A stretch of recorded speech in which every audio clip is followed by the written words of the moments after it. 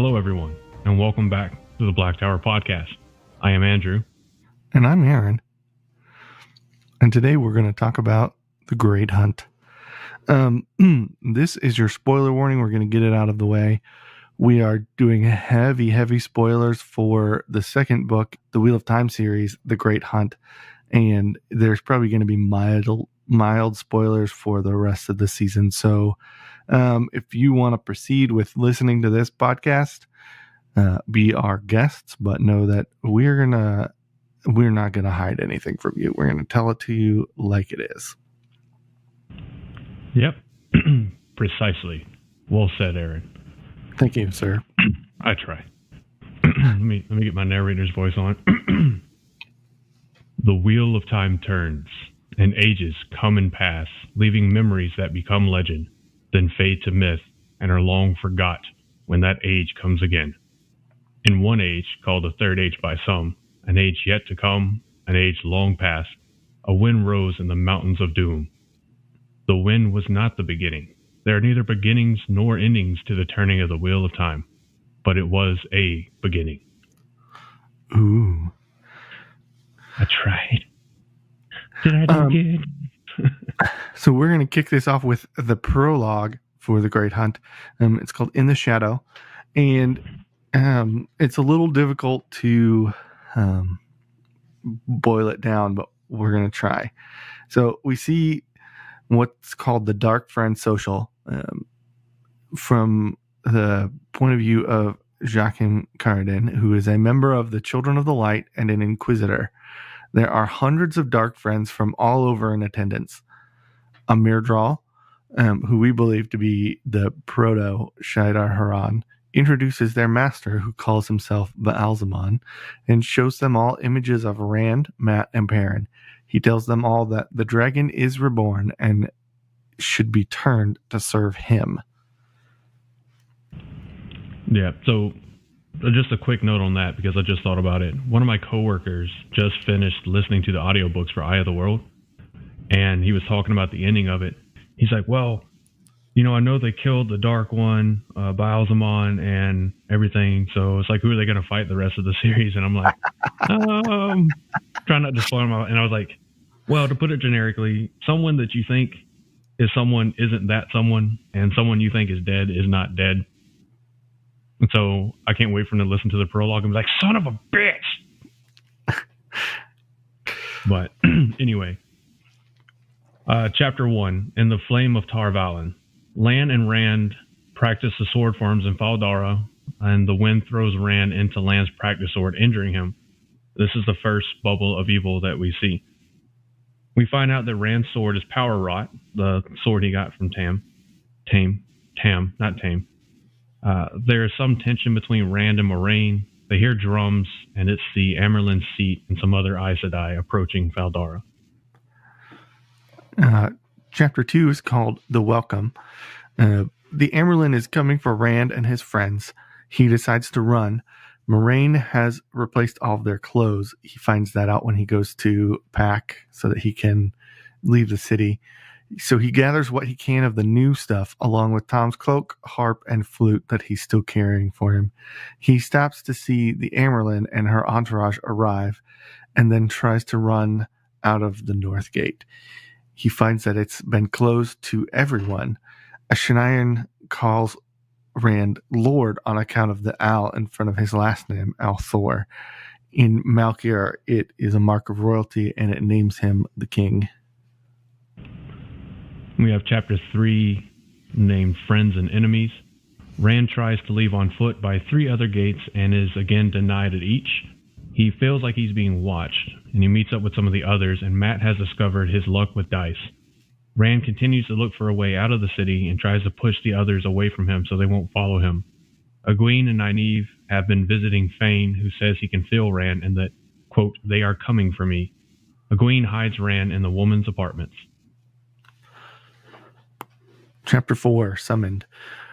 We get backstory on Moraine and meet some of the Aes Sedai who came with the Amyrlin. There are 3 more false dragons running around, and one of them can channel. Logain has been gentled.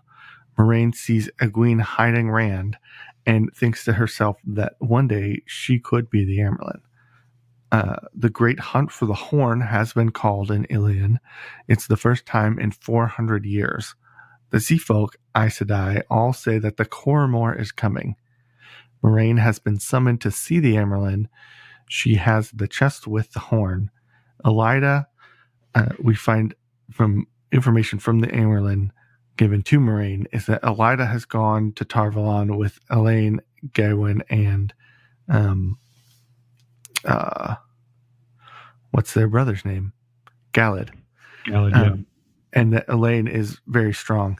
Moraine says that that's nothing. Egwene is even stronger than Elaine, and that Nynaeve is even stronger than Egwene is. Moraine and the Amerlin, or Suan, are old friends. In Chapter 5, titled The Shadow and Shinar, Moraine talks with the Amerlin some more. Rand is discovered to be a stronger Ta'veren than even Arthur Hawkwing. They examine the Horn of Valyr. They decide that Rand is the real Dragon Reborn. They talk about the seals on the Dark One's prison and how they have all been lost since the Trolloc Wars. One is broken already, which is the one they found in the Eye of the World that Moraine recovered and was like, oh shit, it's broke. Moraine tells Suan about Mat's ruby dagger, and they will try to heal him in Tar-Valon. They plan to have the boys take the horn to the Council of Nine in Ilion. Then it switches to Jofram Bornhold. Did I say that right? I think it's Jeffram, but that's my headcanon. Yeah, we'll go with that. Jeffram Bornhold. Bornhold led 2,000 White Cloaks in the Alma's Plain where his son Dane had joined them. He meets a group of questioners near Alcruna. They are ordered to Toman Head to find Dark Friends and Shadowspawn. Then perspective switches to Liandrin, and she uses compulsion on Amalisa and tells her to find the three boys so they can be taken in secret to Tar-Valon because of the Black Aja. She leaves and feels watched, but had much to do because of some secret orders. Then her old boy, Padden Fane, is sitting in the dark when someone opens the door, and he is surprised by who it is, but it is implied that they are there to let him out. Chapter 6, Dark Prophecy. Rand wakes from a nightmare. Nynaeve tells him that Egwene went to see Fane, and that there are women searching the keep for him. He plans to leave. During an argument, Rand names the Dark One, and there is, at the same time as an attack on Rand physically, an attack on the keep itself. Rand is on the way to the dungeon to, I think, rescue Egwene. He runs into a Fade, and while he's preparing to fight the Fade, he is saved by Ingtar. The dungeon is unlocked, the guard's dead, Fane is gone, but he left a note for Rand in blood. Egwene and Mat are unconscious, and the dagger is gone. Egwene is healed, and Mat has been taken to the Amerlin. The horn is also gone from the storeroom. Rand is now allowed to leave, but it's his choice. Chapter 7 is titled Blood Calls Blood. The morning after the attack, Moraine, Suan, and some others use Moraine's Angreal to partially heal Mat, as he can't be completely healed without the dagger. This has bought him several months of time. Algamar is sending men to recover the horn and the dagger, and Mat has to go with them. Varen reads the Dark Prophecy from the dungeon wall, and like a true Brown, records it. Lanfear is mentioned in it along with Lord Luke, and there's lots of other foreshadowing here. It switches to Perrin's perspective, and he pays a visit to Mat in the infirmary, who remembers nothing of what happened in the dungeon. Leanne sees Perrin's eyes and delves him, with the power to make sure he's good, which is, again, a method of searching out what's wrong with someone. He physically lifts her up and out of his way so he can leave. And it switches back to Rand's perspective. Rand and Perrin have a tense moment. After talking, they realize that Liandrin was searching for both of them last night. Still angry, Perrin leaves. Lan arrives and summons Rand to see the Amerlin. He gives some tips on how to behave like a warder and a Borderlands lord. Chapter 8, The Dragon Reborn. Rand goes in to see the Amerlin alone. as Moraine has a task for Lan and wants to talk to him separately. Suan is annoyed by Rand acting like a warder. We get some backstory about Tam Althor from Moraine, his service in the Ilian army in the White Cloak War, 2 wars with Tyr, and the Ea War, rising to Blade Master and second captain of the Companions. He returned home with a wife from Camelin and an infant. Ingtar will leave as soon as possible to search for the horn. Mat will go for sure, as his fate is tied to the dagger, which is assumed to be with the horn. Perrin has chosen to go also. Rand, hearing this, decides he will go as well. Suan tells Rand that he is the Dragon Reborn. We learn about a foretelling involving Rand and a portion of the Koreathon cycle. Point of view switches to Moraine. After Rand leaves, Moraine, Suan, and Varen agree that they did what they must and will continue to do so in the future. The point of view switches to Nynaeve, who feels a storm coming, although the sky is clear. She tries to follow Rand, but loses him. Lan gives her his ring and calls her Marisha, or his lost love. She learns that all 3 boys have seen the Amyrlin and that they are leaving with Ingtar. She needs to go to Tar Valon if she wants to learn to use the One Power. Edwin is packing all of her new dresses. Nynaeve arrives, and they all feel sorry to leave. They find Rand at the entrance to the women's quarters. Edwin also remembers nothing of last night. Chapter 9 is titled Leave Takings. I wonder if we've heard that one before. Rand, Mat, Perrin, and Loyal are getting ready to leave. Rand feels watched again, and an arrow meant for him misses him and scratches the Amyrlin, killing the man behind her. Rand's party leaves to find the horn and dagger. We meet Huron, a sniffer, and they leave to ride south. Switches to Bael Domon's perspective. Bael walks through Ilion to an inn called Easing the Badger. Giggity. 3 Kyrenian men hire him for a job, giving him some of the money and a sealed letter. White Cloaks and Dark Friends are after him. The letter is his own death warrant. He has one of the seals and suspects, the seals in the Dark One's prison, and suspects that they are after that. He decides to go the opposite direction to Tomon Head. Chapter 10, The Hunt begins. Ingtar and Uno lead their party south. Rand discovers that Moraine packed his bags for him with only fancy clothes fit for a lord. Mat and Perrin give him a ton of shit for it. Massima hates Rand because he looks like an AL. They find evidence of a Trolloc camp and human bones because they got eaten by the Trollocs. While following the trail, Uno sees a woman in white, Lanfear, and he's like, damn, but he can't find her. Later, in an abandoned village, Rand sees visions of what happened and feels cold. Uno sees Lanfear again and again goes, damn, but can't find her. They find a fade nailed to a door. Chapter 11, titled Glimmers of the Pattern. Ingtar gives Rand 2 messages from Moraine. One is that Rand is second in command, and the other is a package, and inside of it is the Dragon Banner. Dun, dun, dun. Mat and Perrin see it and learn that he is the Dragon Reborn, and Mat is pissed. Rand goes to sleep by Huron and Loyal near a large stone with carvings on it. Dun dun dun. Padan Fain it switches to Padan Fain's perspective. Fain is pissed about what Baalzamon did to him at Shadar Logoth. He has the dagger and the horn. He killed the Fade and let the Trollocs take and kill some of the villagers. He can sometimes feel Rand and wants to kill him. Chapter 12, Woven in the Pattern.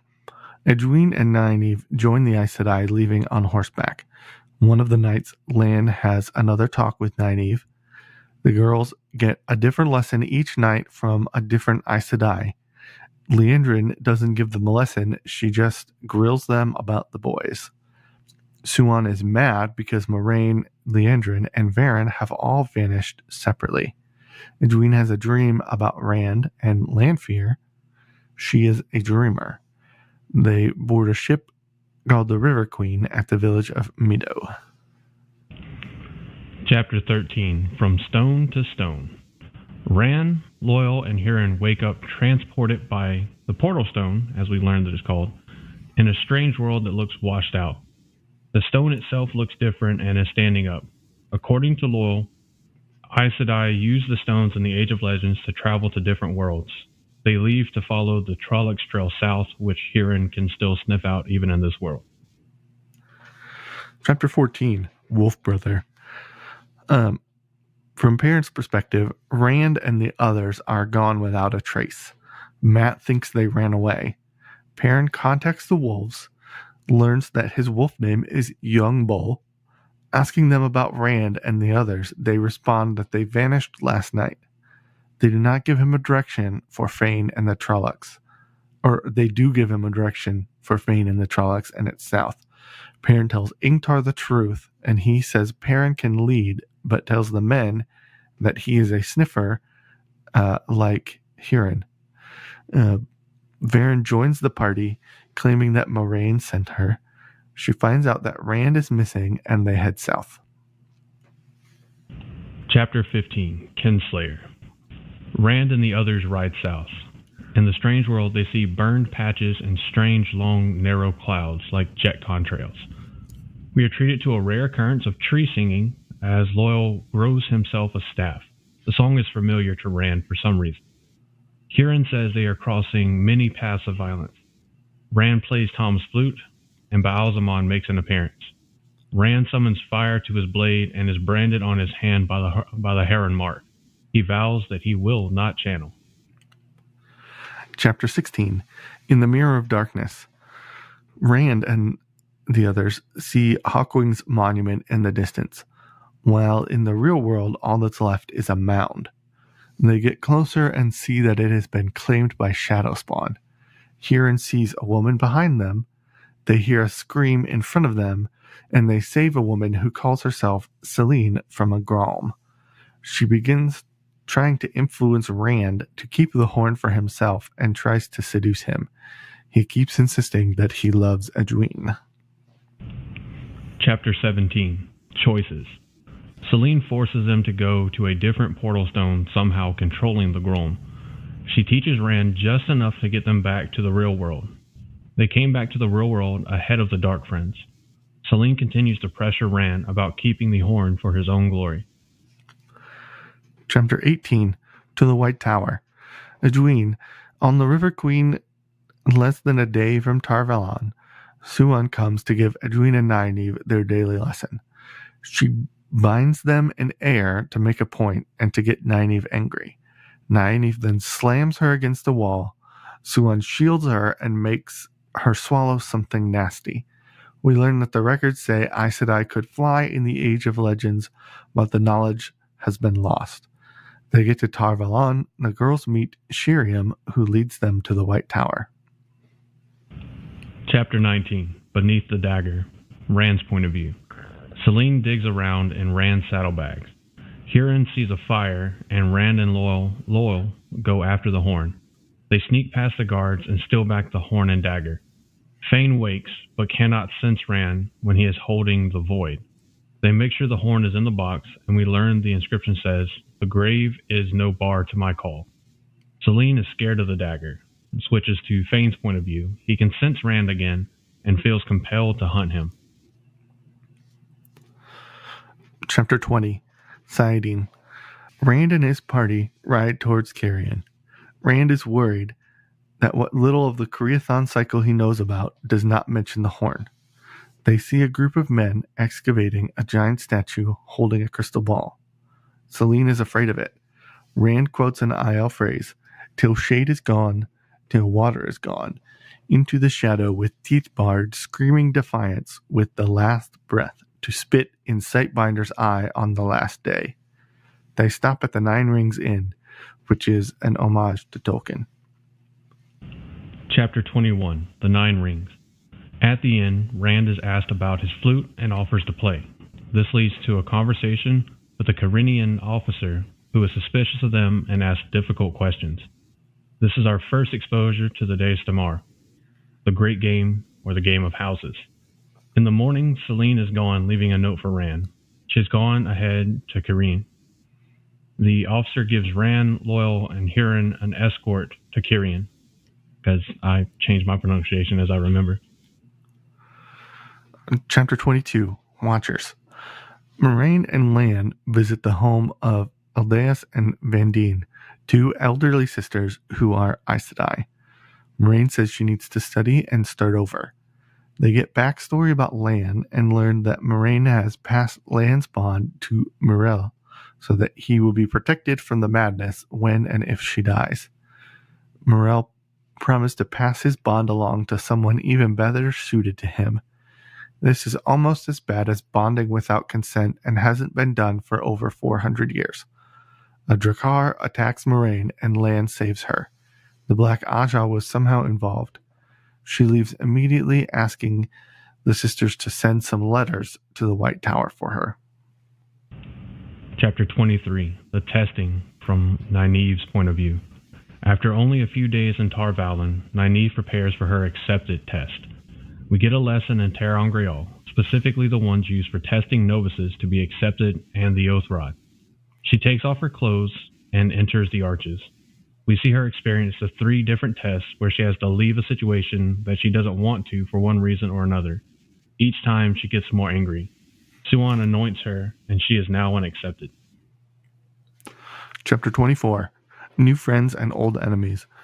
Edwina is shown to her room and she meets Elaine, and she is a bit jealous that Elaine knows Rand. Shiriam thinks that the channeling ability has been systematically called out by gentling men who can channel. Elida, Min, and Elsie Grinwell are now in the White Tower also. Logain is there, having been gentled, and he looks sad. Min told Elaine that she will be queen and have to share her husband with 2 other women, being herself and Avienda. Gawain and Galad arrive, and Edwin thinks that Galad is hot. Gawain thinks it's strange that so many people know of Rand. Switch to Min. She is thoroughly grilled about Rand by Elida. Chapter 25, Kirian. Rand, Loyal, and Huron arrive at Kirian. There is a festival, and we learn of an Illuminator chapter house in the city. They stay at the Defender of the Dragon Wall. This is the name of the inn. Rand is hoping that Ingtar will arrive soon. In the common room, Rand burns 3 invitations that have been sent to him and is seen doing so, his unwitting and strong entry into the game of houses. Rand goes walking and soon runs into Tom, who we all thought was surely dead. The Fade only injured him and then went after the boys. He is disappointed that Moraine isn't with him. Tom is disappointed that Moraine isn't with Rand and the others. He wants Rand to meet him at an inn called the Bunch of Grapes with Tom's flute and harp. Chapter 26, Discord. Rand tells Huron about Loyal and Tom. He gets the harp and flute and leaves with Loyal. They arrive at Tom's inn and meet Denna, Tom's much younger girlfriend. She wants to be the first female Gleeman. They fill each other in on all of their separate adventures. Tom quotes more of the Koreathon cycle. He admits to helping them from the beginning because he thought one of the boys could channel, and we hear about his nephew, Olwen, who was gentled. He refuses to join Rand. Switch to Tom. After Rand and Loyal leave, the innkeeper warns him against getting involved in the game of houses. He was an expert 20 years ago in Gamelin. Chapter 27, The Shadow in the Night. Back to Rand's perspective. On the way back, Trollocs and Dark Friends attack Rand and Loyal. Loyal kills one of the Trollocs. Celine shows up and they hide in the Illuminator's chapter house. They cause an explosion, and Aludra almost catches them. The Trollocs enter and Rand kills them with a mortar, starting a fire. The mortar firework, not like a military mortar. Celine disappears again. Back at their inn, Rand gets a message from Celine reminding him of the glory he could have from the horn. Chapter 28, A New Thread in the Pattern. Perrin, Ingtar, and his party are still following the horn. Baron examines Matt several times a day as he gets paler.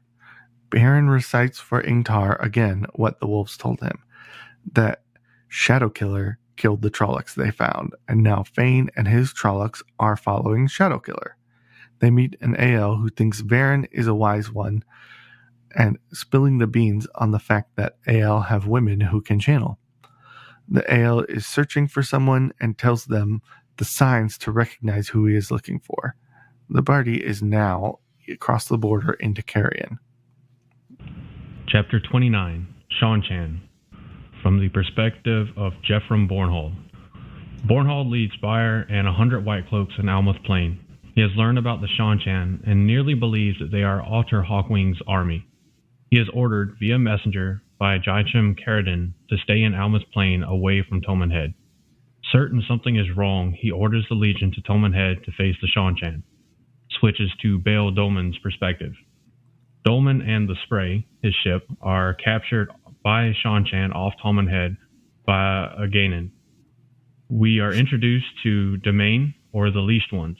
They are ordered to Falme, where the Watchers over the waves are being punished for watching for the wrong thing. Aginin finds Dolman's seal and takes him to the house of High Lord Turok, giving him the seal. Turok shows Dolman the seal he already had and decides that Dolman may just be useful. Chapter 30, Deus Damar.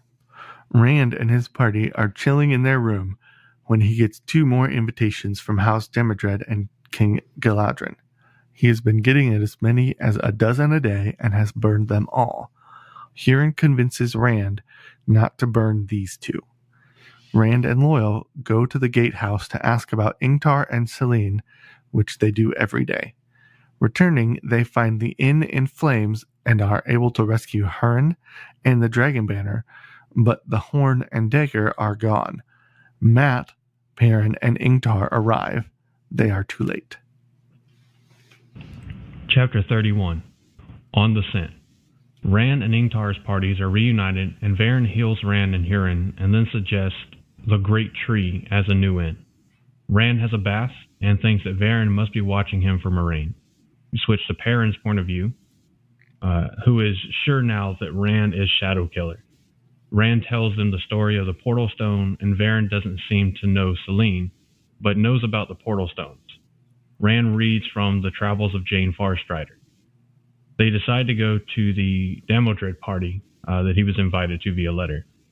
Varen tells Rand the giant statue is a male Sa-Angreal, and that its mate is on Tremelking. She says that only Suin, Moraine, Elida, and the 3 girls could handle its power, and that Logain would be fried if he tried to use the male statue. Chapter 32, Dangerous Words. Rand and some of his party, minus Perrin, go to the Demodred party. Matt and Huron pretend to be servants and search for the horn and dagger. Loyal can feel a gateway close by. Barthenas Demodred says Rand looks like an IL. Some noble women corner Rand.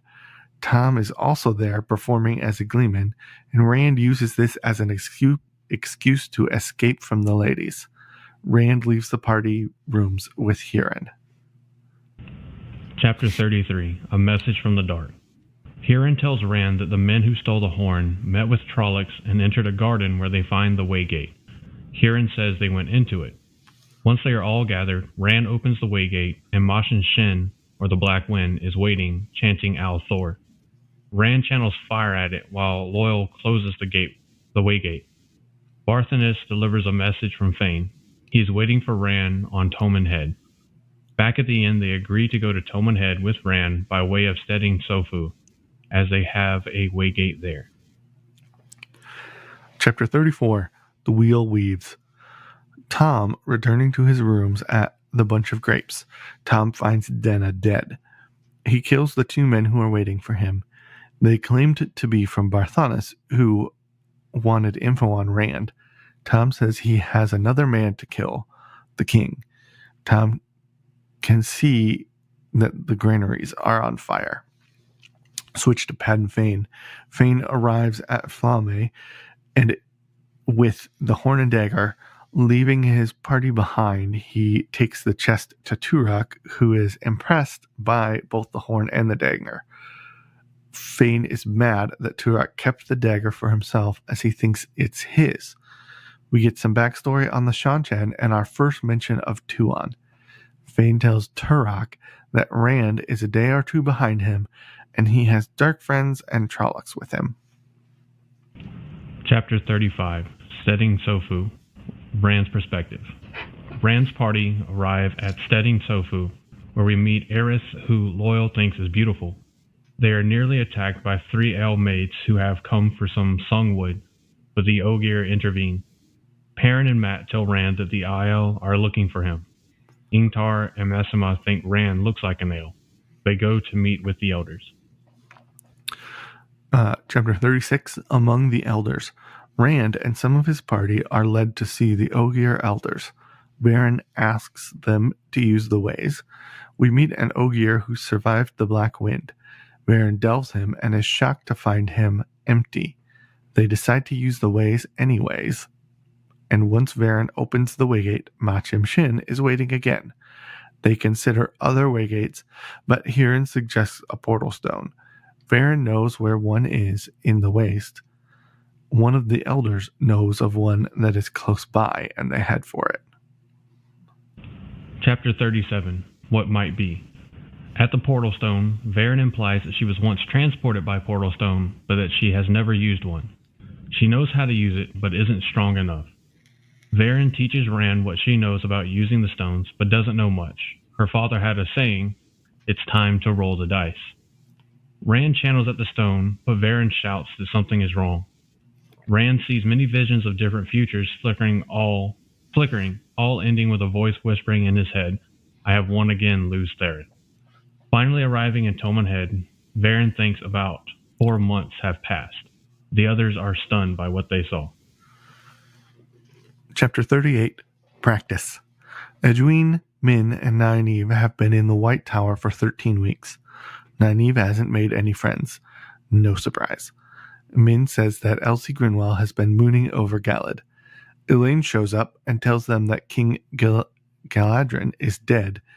Nynaeve has been sent to the Mistress of the Novices, even as an accepted, for fighting. Min sees that they are all in some sort of danger.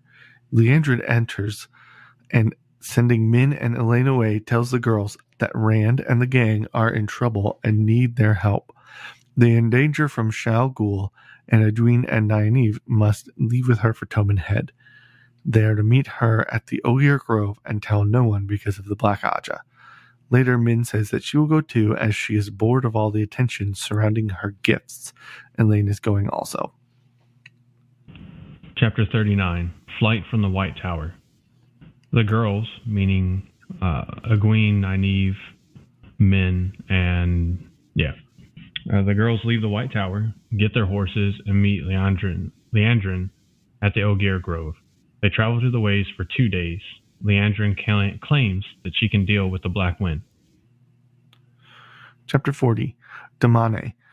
Edwin, arriving at the Tommen Head Waygate, there are 50 soldiers waiting for them.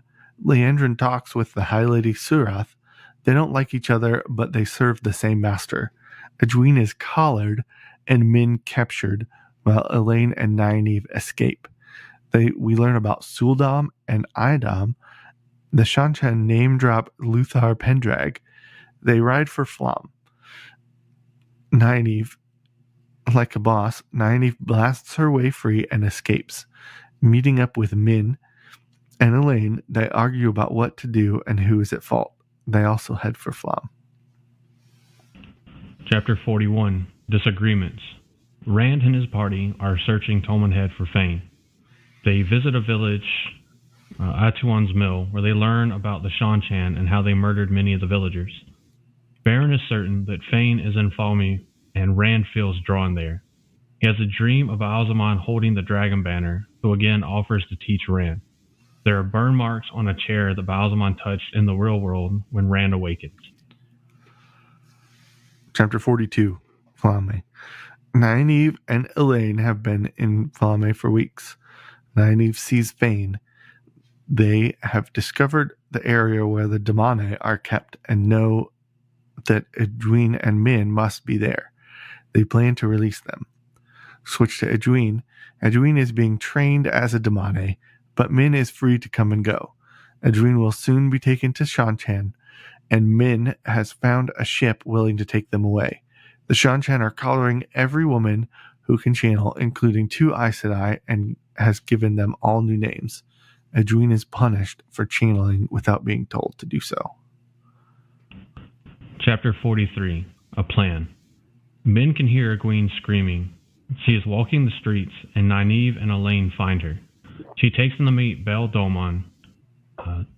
Turok bought all of his cargo, so he has plenty of money. He is afraid to sail, but Nynaeve tells him to be ready to sail at any time within the next few days. Chapter 44. 5 will ride forth. Huron finally locates Fane's trail, and they are getting ready to leave when a band of White Cloaks ride into town. The boys run, and the wolves, through Perrin, report that the White Cloaks did not follow.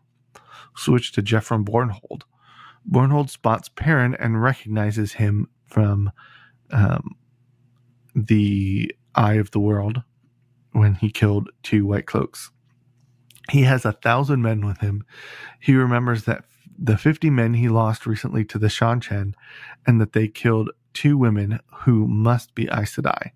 Not expecting to survive the upcoming battle, he orders Child Bayar to observe the battle and take word of it to Dane Bornhold, his son, at Tar-Valon.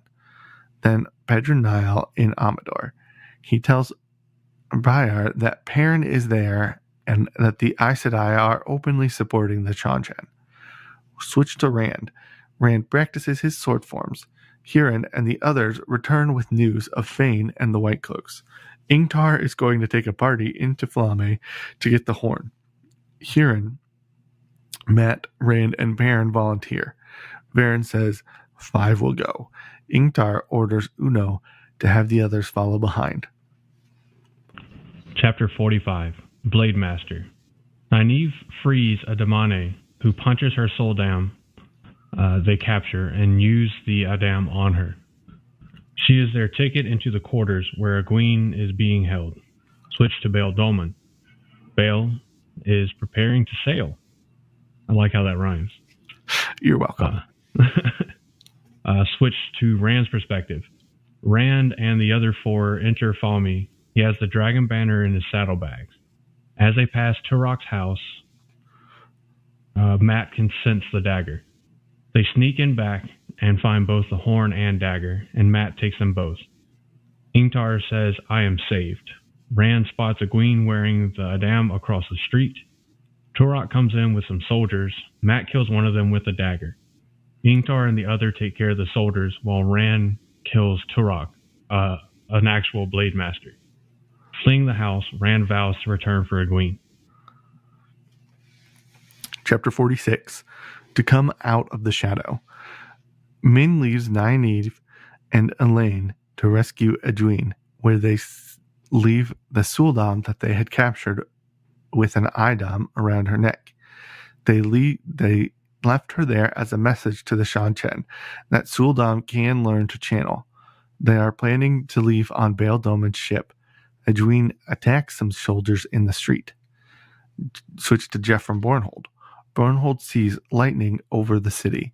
He sends Briar away with the messages and prepares the White Cloaks for battle. Switch to Rand. Rand is with Ingtar in an alley, while Matt, Perrin, and Huron are nearby.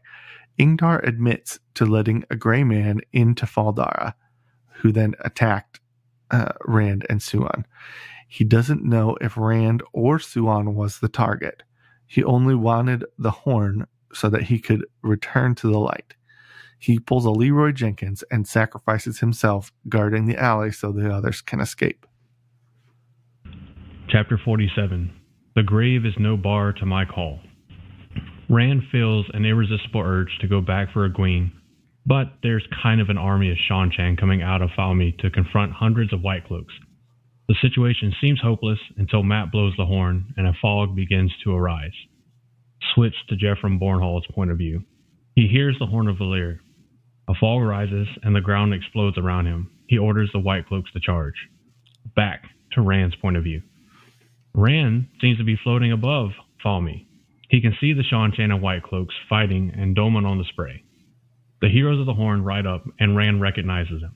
He knows their true names. Arthur Hawkwing leads them and calls Rand Lews Therin. They have come to the Horn, but must follow the Dragon Banner and demand that it be displayed properly. Perrin raises the banner. Huron says to fight with them, and Huron stays and fights with them, and Hawkwing says he may one day join them. Rand and Baalzamon fight in the clouds, and Rand performs the sword form known as sheathing the sword, which he learned from Lan right before leaving Faldara. And by doing so, he allows Baalzamon to stab him so that he can in turn stab Baalzamon in the heart. Chapter 48, first claiming Min is separated from the others and feels drawn in a specific direction. The spray has left, and she does not blame Doman for leaving. She sees Brigitta and Arthur Hawkwing. She finds Rand in a garden, his sword melted, and his other hand now bears a heron mark as well to match the first one. He is cold and has a cauterized wound in his side. The other three girls arrive. Nynaeve was the only one who didn't feel the tugging. They find Min in bed with Rand to warm him up. Yeah, right. Lanfear shows up and tells Min he is Lews Therin, the Dragon Reborn. She partially heals Rand and tells Min to take care of him until she returns. Switch to Jarrett Briar. Briar heads east. He saw the White Cloaks wiped out and knows that it must have been dark friends like Perrin who betrayed them. He is resolved to carry word of what happened to Dane Barnhold at Tarvalon and also to Pedron Nile. Chapter 49, What Was Meant to Be. Rand wakes to see Min, who tells him they have been traveling east for 5 days.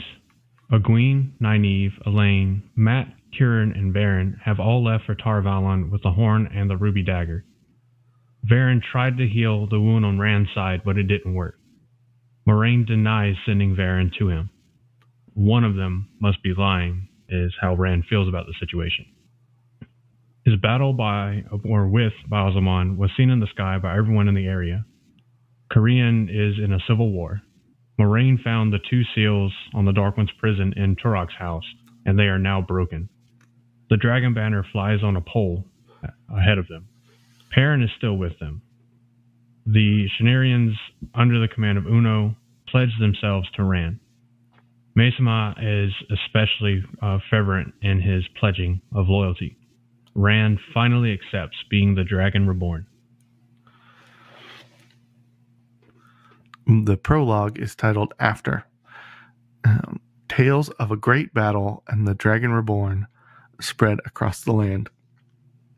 And we see many different examples of the different tales that are being told, and especially the street art that's being created by different people in different cities of the battle in the sky over Falme.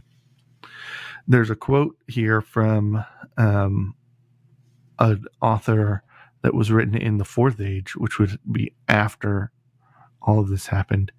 It says, "And men cried out to the Creator, saying, O light of the heavens, light of the world, let the promised one be born of the mountain, according to the prophecies, as he was in ages past and will be in ages to come. Let the Prince of the Morning sing to the land that green things will grow, and the valleys will give forth lambs. Let the arm of the Lord of the Dawn shelter us from the dark, and the great sword of justice defend us. Let the dragon ride on the winds of time." And that is the end of The Great Hunt. Book 2 in the Wheel of Time series, in case you forgot. Yeah, for those of you who don't know. Spoiler, it's book 2. It's book 2. It means we have, 12 more to go? Yep. 12 more and a prequel? In the regular, 12 more in the pure series and then a prequel. But, yeah, so Of course, that was fairly brief overviews of the chapters in the book. We tried to hit the main things that happen in each chapter, and we're starting to get to the point where these overviews, really from this point forward, at least until we hit the plot of the book, PLOD, the really slow paced stuff from what is it, like books 7 to 10, 7 to 9. I always get that wrong. But at least until then, there's a lot of stuff that happens in each chapter that build upon themselves as we become familiar with the Wheel of Time series. So it's more easily done when we talk about it kind of chapter by chapter, but not going into huge long episodes on 1, 2, or 3 chapters at a time.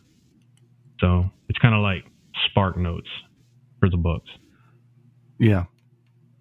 Or Cliff Notes. Yeah. Cole's Notes if you're Canadian.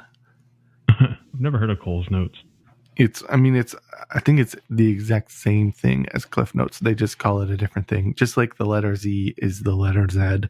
It's just a Canadian thing. If you're Canadian and you're listening, you either appreciate that I know about your culture or you're mad at me for messing it up. So, a couple of the highlights from this book.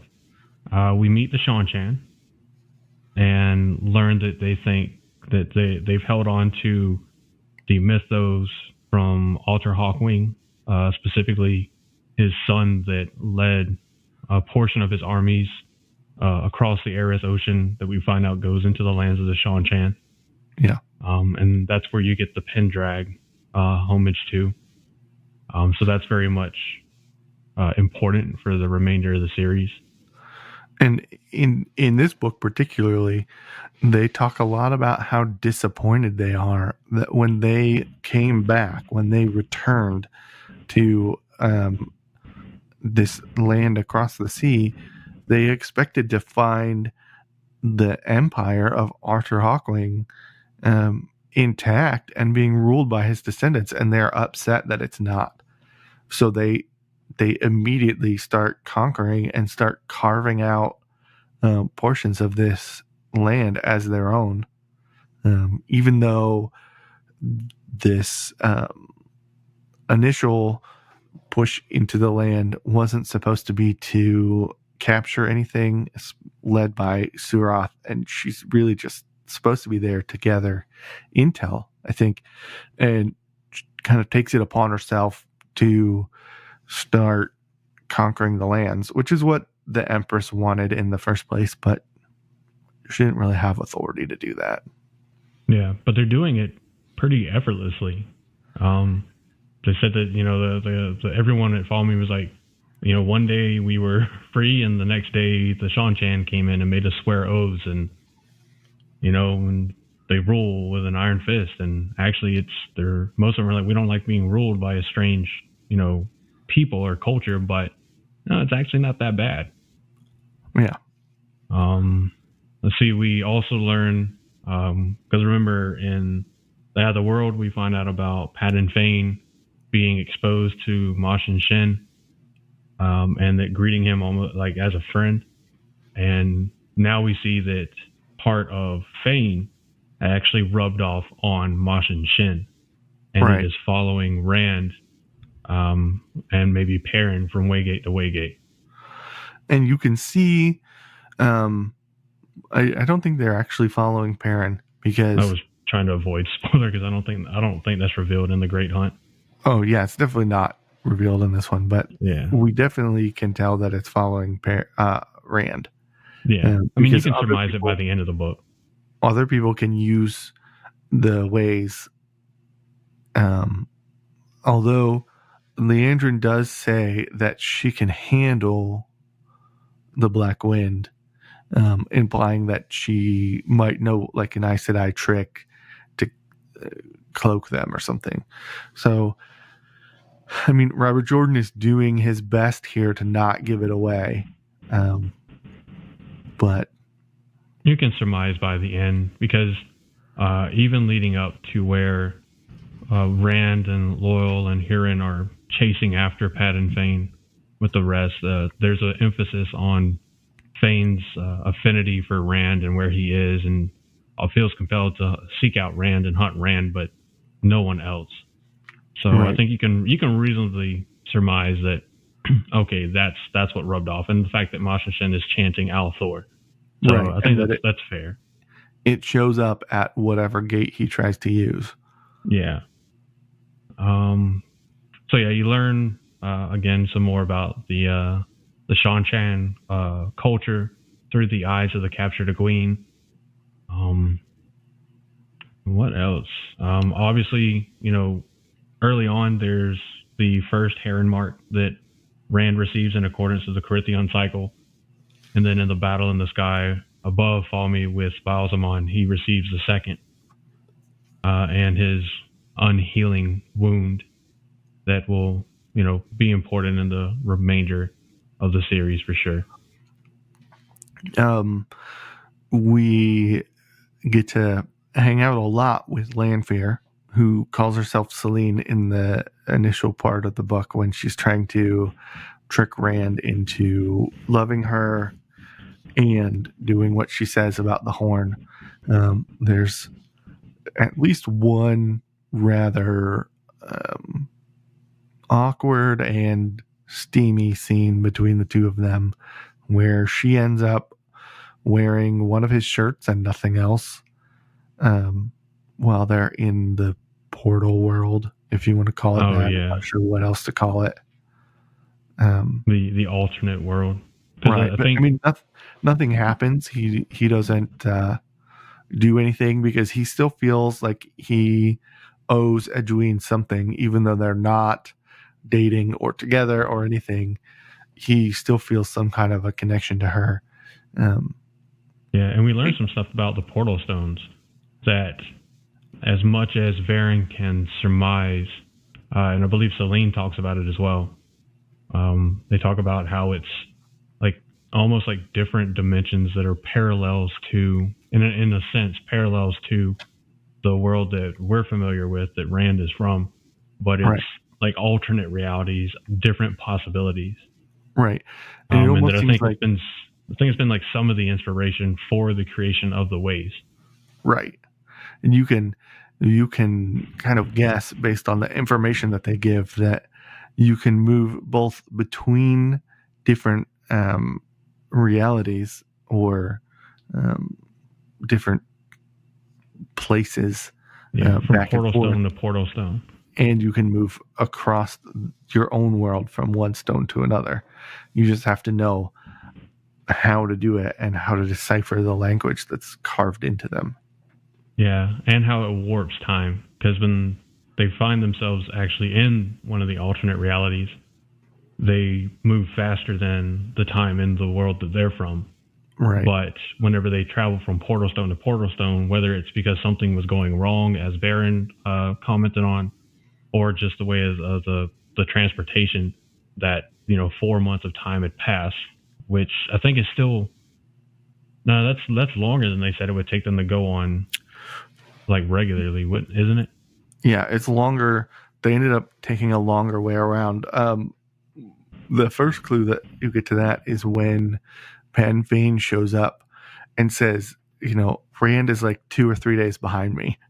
And he's got a bunch of dark friends and Trollocs with him. And, then Rand tries to use a portal stone to cut like a week off of his trip. And he ends up adding 4 months, which it's necessary in the story to get the girls who are staying at the White Tower some time to learn some things, get up to speed, kind of get settled into the Aes Sedai culture before they're kind of ripped out of it and thrown into the whole kidnapping, enslavement portion of the story.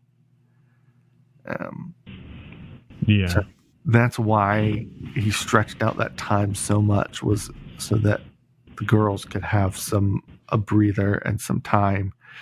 Because when they're in the White Tower, they're there for like 13 weeks or something, 12 weeks or something like that before they get whisked away by Leandrin, who they should have seen that coming. Anytime somebody tells you not to tell everybody else, don't tell anybody. That should be a red flag for you. Yeah, definitely. We get to see Matt get bound to the Horn of Valir. As The we horn find blower. out that, the horn blower. Or I think he calls Arthur Hawkwing calls him the horn sounder. I think you're right. Sounds better than horn blower. Horn blower. Sounds more Hawkwing-ish. Yeah. But and from that we surmise that, whoever blows the horn gains like an affinity of some sort to the horn where it only works for them.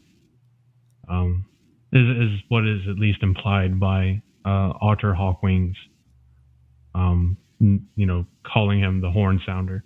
Right. The actual, I think the lore that's been put forth at some point or another is that whoever sounds the horn, no matter if they're good or bad, the heroes of the horn are bound to them until that person dies. Yeah, with the one exception that we see. And that's part of the argument that the dragon banner is actually a sa'angreal. Because, we don't see it tarnished in any way, shape, or form. You never see it damaged. And it's powerful enough to override the what am I trying to say? It's powerful enough to override the commands of the Horn of Valir. Right. That if the banner is flying where the heroes are summoned, they'll come to the horn's call, but they are bound to serve the dragon banner. Which Arthur Hawkwing, basically sitting there talking to Rand and Matt, and he's just like, we came to your call, but we are bound to follow the dragon banner, and demands that it be displayed and raised properly. So there's a sort of reverence to it, and I would think if the Horn of Valir is so powerful that it can literally bring an army of heroes back from the quote unquote dead, because I don't want to spoil where they're actually from. Right. Then the dragon banner must be, at least to some degree, more powerful than the Horn of Valir to override its authority over the heroes of legend. I had never actually heard that theory before. That's interesting. I'm going to put my research hat on and look into that, because I saw it somewhere and I can't remember where. I tried to find it when we were talking, because I think we talked about it before. Or maybe I was talking in somewhere else, but yeah, I remember seeing it and I was like, I never thought about that. And then I started thinking about it and looking at some of how they were saying about it, how it's, been, in a pool of pure Sidene for God knows how long, or Creator knows how long. And, no matter what happens to it, it never gets dirty. It never gets tarnished, torn. It never fades. I mean, and it could be, maybe it's sitting underneath that pool of pure Sidene. It absorbs some of, the power to some extent. But you also see that Arthur Hawkwing and the other heroes, they're not surprised by the fact that they have to follow the banner. For them, it's just a fact of matter for them. So that implies that they already knew about it. Right. In fact, they're surprised that the dragon banner isn't already have been raised. They show up and they're starting to instruct a little bit. And anytime you see these heroes of the Horn, they kind of give you a little bit of more lore about themselves and kind of shit on what's remembered. They're like, yeah, you people don't remember much. This is how it really is. And there's also the imagery that even Rand, he more senses it than he says he can see it. But anytime he senses the dragon banner is moving forward, the heroes of legend moves forward in their battle against the Shan-Chan and the White Cloaks. But anytime he senses that the banner is moving back, the army is falling back, and it's coinciding with his battle with Baalzamon. that as he feels he's losing ground, or if he is losing ground, the banner retreats. But if he's gaining ground, the banner advances, and the armies along with it. So to me, that part of him not really having to see it, but being able to sense it, that he can just tell that that's what's going on, it heralds obviously to his connection to it as the Dragon Reborn. But to me, makes it, I don't want to say obviously, but is, I think, a very strong argument that it's not just a normal banner or even a mild, like Terra Angreal level banner.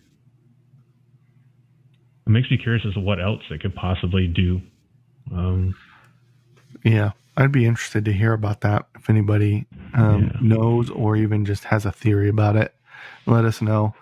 One thing that we haven't talked about yet is that Tom is back. You assume, because of the way that it's written in the Eye of the World, and if it hasn't been spoiled for you, you assume that Tom was killed by a Fade helping Rand and Matt escape Whitebridge. But then you see him kind of hiding out here in Carrion as a Gleeman, and he's kind of entertaining on a regular basis. It's like he's got a steady gig, and he actually has a girlfriend who is so much shockingly younger than him that the author feels the need to mention the age difference. I don't think we're ever told. The Silver Fox strikes again. I don't think we're actually told how old Tom is, just that he's old. Yeah, I mean, describes him as being tall but stooped with white hair and long white mustaches. Yeah, I mean, when we did the Christmas crossover with the White Tower, I think we all kind of agree that he reads like someone that's at least in his late 50s, if not 60s. Right. I think, which is just kudos to the, the kind of shape he's in with the stuff he can do and surviving damage from a Fade. Right. And I think they say that Dana is like 18 or something. Probably. But like I said, you can't escape Tom Maryland, the Silver Fox. Yep. Once he gets you locked in on his radar, you're going down. He can entertain you in multiple ways. Oh. He is a Gleeman. That's all I'm going to say about that. I could go further, but I'm not. He goes on and on and on throughout the books. So there's way more to talk about him later. Yeah. But I mean, it is good to see him back because you kind of get that gruff, grandfatherly, like begrudging kind of guardian feel from him early on. Well, not early on, but on Bail Doman's ship from the Eye of the World. And so I think you're instinctively at least a little saddened that he appears to die. And so then when you see him, I know I reacted much like Rand did. It's like, holy shit, I know that guy. But you can tell that he's kind of over the traveling lifestyle. He just wants to entertain, work on his craft, make money, and enjoy the love he's found. Right. And I firmly believe that it is Rand's Tavir nature that draws Tom back in, that it's a part of the pattern that has been forced because the pattern knows that in some way, shape, or form, Rand or his party needs Tom. Obviously, Tom proves very useful in the coming books, not just to Rand, but to Moraine and Elaine. Yeah, we'll talk about that shudder when we get to that point in the book or series. But I think it's important to have him back and have him continue in the series because he's a badass, but he is also kind of a wild card. It's like you're always sure that he isn't a bad person, but you're never quite sure where his loyalties are. If he's just kind of looking out for himself, or if he's serving, he doesn't feel like he has a nationality or a king or a banner to serve. He's kind of a free agent floater, kind of just hanging around, doing whatever feels right at the time. Yeah, I mean, from what we know already, just up through the end of the Great Hunt, this man's had a lot of struggles in his life, with Queen Morghese and Camelin, and being exiled after trying to interfere in the Red Aja and his son, his nephew rather, the stealing of Owen, which he does. I believe he tells Rand about it At some point. Very recently. I think it's before all this. And then, he gets stuck, escorting these people around because, he came to Evansfield like, they're going to be astounded. It's going to be a nice place to sit and relax. Nothing will happen. And then the Trollocs attack. And he's like, what the shit? And, then he's going with these boys because he's like, it's time to leave too. And gets to Whitebridge and then has to fight a Fade. And then now he's like, all right, I'm finally free of them. Maybe it's time to settle down, find someone to love. He finds someone that he feels very strongly for, that feels very strongly for him. And this kid, this backwoods kid, shows up again. And within a matter of I think it reads like a couple days, if that, she's dead. And he's back in the game. And I think it's after Dina is killed that he just kind of comes to the conclusion that he's not going to be able to escape from the effects of Rand and Perrin and Matt and what the pattern wills him to do with the Edmund Field boys. Right. And you see him giving advice to all three of them at some point or another about not fighting the pattern and not fighting the way that the wheel is weaving them into the pattern. Especially Matt. He gives a lot of advice to Matt about that. But that's book. Yeah. I mean, I don't think they would have survived the long road to Camelin without Tom. And I think that just heralds to how important Tom is to the series. So, but yeah, we can talk more about Tom if we do like an episode on him, because there's definitely more to talk about. I think we should do an episode about him. We should. I mean, we can definitely put it on the schedule. What else is there?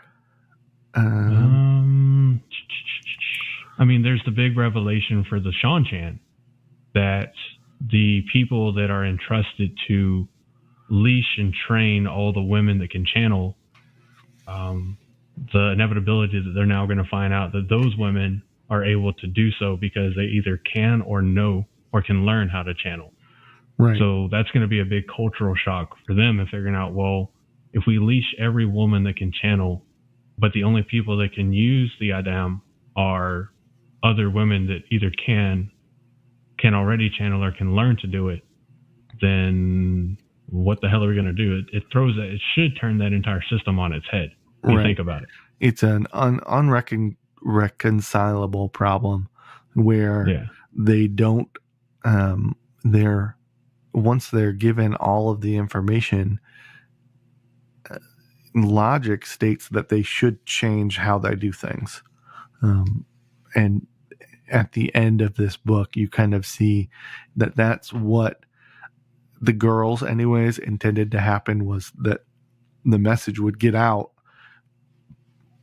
that all of these women can channel, or at least be taught how to do so, and that it would hopefully bring down their system of slavery or enslaving women anyways. I think they just straight up kill men who can channel.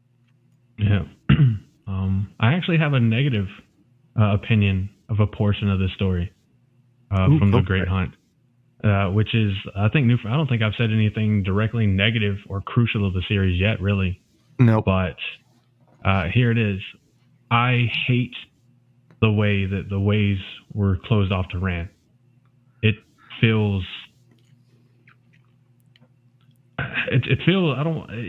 lazy to me. It's like, here's this way. I understand why. Yeah, I understand why, but just the way it's done is lazy. Like, he goes through once, then there happened to be this guy that was chasing him, and he happened to be virtually immune to Mash and Shin. Actually, he's so evil that he affected Mash and Shin, and now it's gonna hunt Rand too. So Rand just can't use the ways anymore.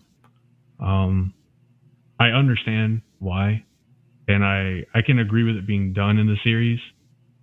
And I can't say what would be a better way to do it, but it just feels kind of like cheap of some sort to me that it's. I don't know, because maybe it's just because we were just exposed to the ways, and now already, this one guy can't use it. He's going to be tracked every time he tries to. Right. I think it's important to remember that to them, traveling in the ways, although it hasn't been done for a long time, is something that they've all known about forever.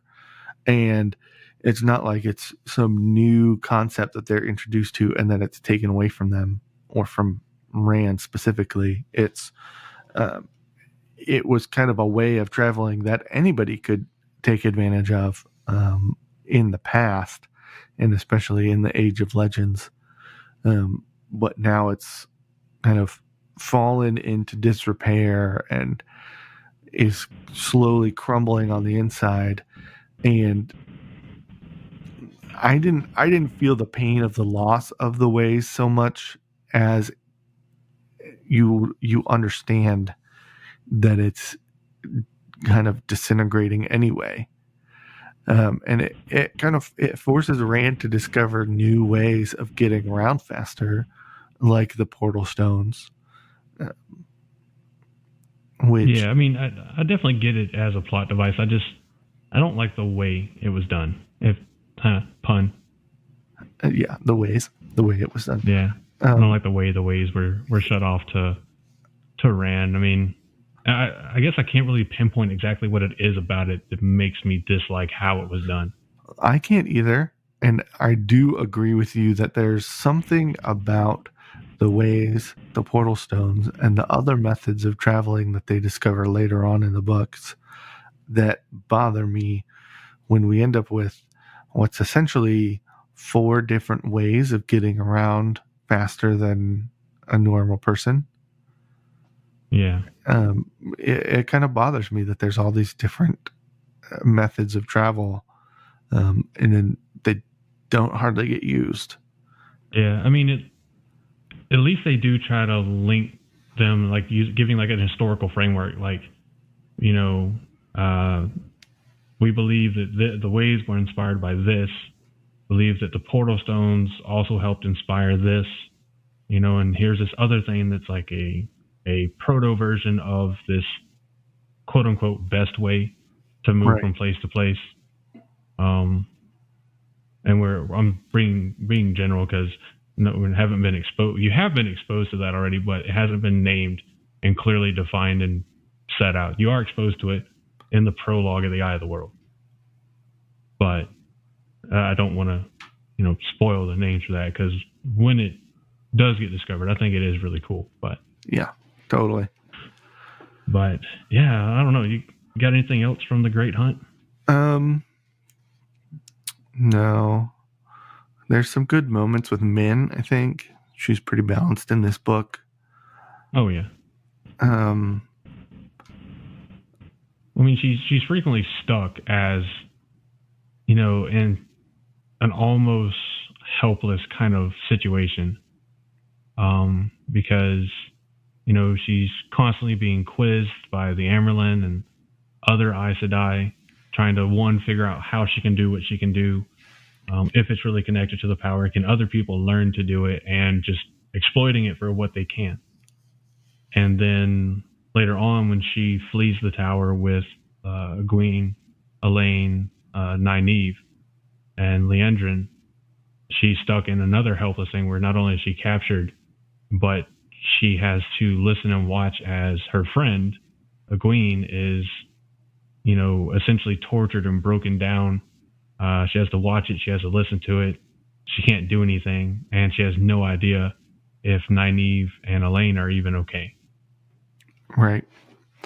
I think one of the things we haven't talked about and that I really enjoy is seeing Perrin kind of explore his newfound abilities. The descriptions of him communicating with the wolves and trying to figure out how to send words translated into images, translated into smells, telepathically to wolves was some of the best Perrin moments, I think.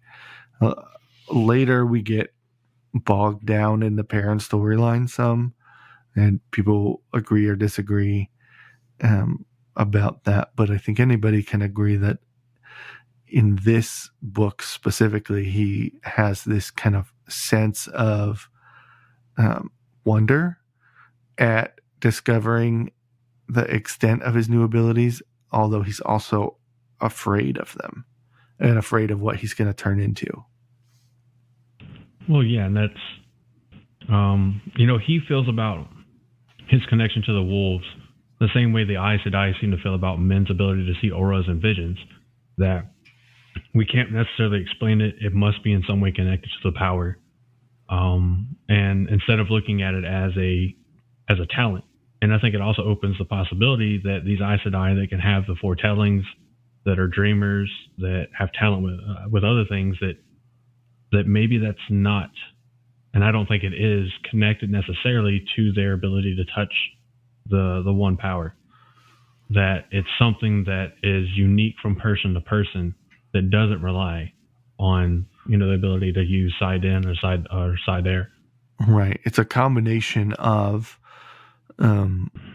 being able to channel and a special talent. Yeah, in those cases. But for Perrin and men. We discover lots of Aes Sedai later who have different special talents, and they seem to be awakening more and more. But at this point, we know about Perrin's wolf brother nature. We know about Min's viewings, and Egwene's dreaming. The only ones that are kind of mentioned up till now. There's more that are discovered and talked about later, but we could talk about those another time. Yeah, because they even talk about Egwene in the past having these dreams before she even knew that she could channel.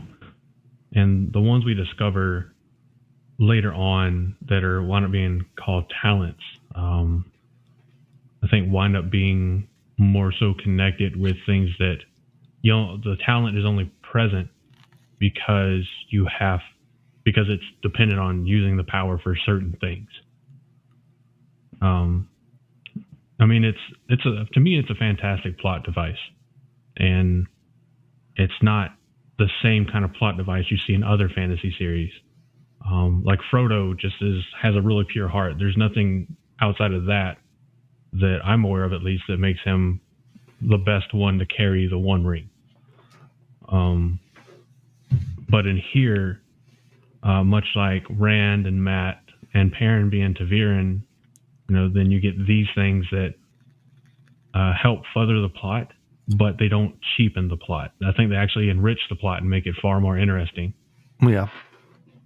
Which I really like. I think it's a great thing that, I know it's done in other fantasy series in one way or another, but I really like the way that Robert Jordan has done it with The Wheel of Time. Another thing that is important to talk about in this book, and I think maybe this is the last thing we'll talk about, but I'm not going to give them all away. But having read the whole series recently and then coming back to this book, I'm surprised at how much foreshadowing there is and how many hints there are in this book about certain people's nature and what certain people will be revealed to be later, who you think are good. I don't want to say good guys, but you think certain people are on the side of the light or on the side of good, and you find out later that they're dark friends or Black Aja, and the clues to those reveals are laid down in this book. Oh yeah, and I'm so happy that you've been able to finish the series. So if I haven't already said it, congratulations on finishing your only first took me read. 4 months. Yeah, it can be done. which means I read basically, what is it, like 3 books a month? No, it's more. Basically like 1 million and 1.1 million words per month, basically. Yeah, that's a really fast pace. It's really good. I don't want to say it's good because there's nothing wrong with taking longer to read it. No. So, but and the cool thing is about us doing these monthly book reviews is it helps me refresh as I'm going through my reread. I'm a little over halfway through Crown of Swords right now with my first reread, and it's like letting you reread right after you have finished reading, which is pretty cool. And so all the stuff at the end is still very fresh in your mind. So when we're going over the Eye of the World, the Great Hunt, the Dragon Reborn, et cetera, it's, I want to say, a little bit easier or more readily in your mind to make these connections back to like, oh, now I see it. Right. He or she did or said that thing, and yeah, I should have seen it from the beginning. Yeah. But that's, I think, one of the biggest attractions of the series is how far back some things are foreshadowed. And it's not until you get to them that, for most of them, that you're like, oh, that's what they meant, or that's what that was hinting at. Right. You know, it didn't, for me, a lot of times I didn't even register something as a hint until it becomes important or happens in the story. And I'm like, again, Robert Jordan, you sly dog. Well, and Brandon Sanderson too. Right. To give you some contrast, one of the other kind of well-respected and epic in the size of its scope fantasy series of our time is a series by R.A. Salvatore, and it's The Legend of Drizzt, which is part of the Forgotten Realms. And I was talking about this with Jen from the White Tower the other day, and I was just thinking about and comparing that series to this series, and there's even more books, I think, in that series than there are in this one, but there's not the level of foreshadowing, foretelling in the earlier books. It's just kind of like he's written them in sequence, and they're, you know, there's almost no I'd have to read back through and look at them all again to tell for certain, but I don't think that you have this sense of clues being planted along the way about somebody's nature that's going to be revealed afterwards, or an event that's going to happen like 10 books from now. It's like written in a series of trilogies, and it's written not simple, but it's written just straightforward. You move through the story and things happen in sequence, and you discover them as they happen, and you deal with the twists as they happen, and you don't have any forewarning or foreshadowing or little hints to go back about how, you know, in this book specifically, there's a place where two people who are supposed to be unable to tell a lie have told Rand two different things in very clear, straightforward terms. Varen says, Moraine sent me to be with you, and Moraine says, well, I didn't send her. And so one of them has to be lying. Yeah, for sure. But I think we've said about all we can say on the Great Hunt. If there's something that we didn't hit on that you feel definitely should have been, feel free to let us know. You can tweet at us on Twitter at Tower Podcast. You can email us at blacktowerpod@gmail.com. And you can also reach out to us on Facebook. We have a page there, the Black Tower Podcast. There's all of these episodes are automatically transcribed, well, not transcribed, but uploaded to YouTube by our hosting service. So there is a YouTube section there too. You can search the episode titles or whatever have you. There's no video accompanying it. It's a static image with our logo and the title name, but if YouTube happens to be easier for you, that's available. If you go to our website, blacktowerpod.podbean.com, or is it just blacktower.podbean.com? I think it's blacktowerpod. Yeah, blacktowerpod.podbean.com. Yeah. There are links there to the Twitter, the YouTube, the Facebook, the Discord that we have that is currently shared with the White Tower podcast, and our Patreon as well. So not going to give away who it is, but our next episode that will come out on the 8th of February, we have a special guest or guests, maybe more than one, may just be one. You'll have to tune in to find out, but we will have a guest on our next episode. I'm just going to say we've been killing it with the guests recently. I know we've been really lucky that we've had so many people already, the ones that have already come on and ones that have already agreed to come on in the future, and some that are still maybes that we're still coordinating with, and there's one or two I need to follow up with. But I've been thoroughly surprised by the amount of people that are like, yeah, let's do it. And they're incredibly open to topics, to dates, to recording times. And there's definitely a desire out there in the community to kind of get together. And everybody loves talking about the Wheel of Time. I mean, we can see it from the Twitter that we're all nerds and we just love talking about the series. So, but yeah, that episode should be super exciting. I mean, not that I'm never excited for an episode. I might be a little biased. I don't know. I think they're all pretty interesting to me. But then again, I get to talk. If we didn't think they were interesting, we wouldn't be doing them. Yeah.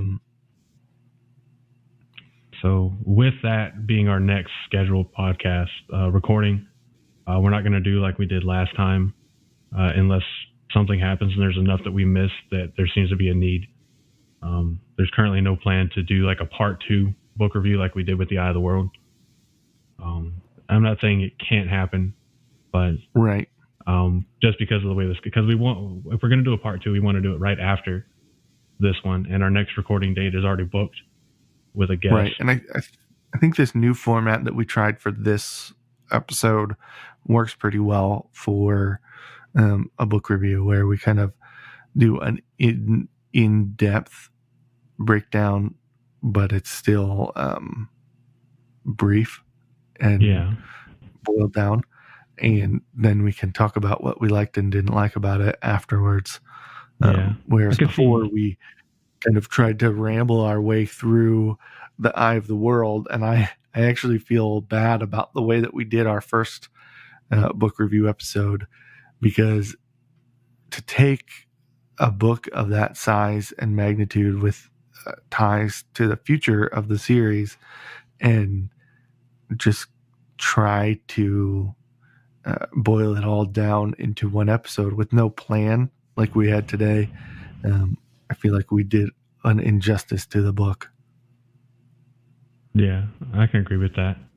But maybe in the future, if something happens and we do an overview of the book, and just by the time we're done, we're already at like an hour, and there's really no discussion time left, we might just kind of have to, because we don't want to put out, we have put out very long podcasts, but we generally try to keep it to 45 minutes to an hour 15, hour 30 max.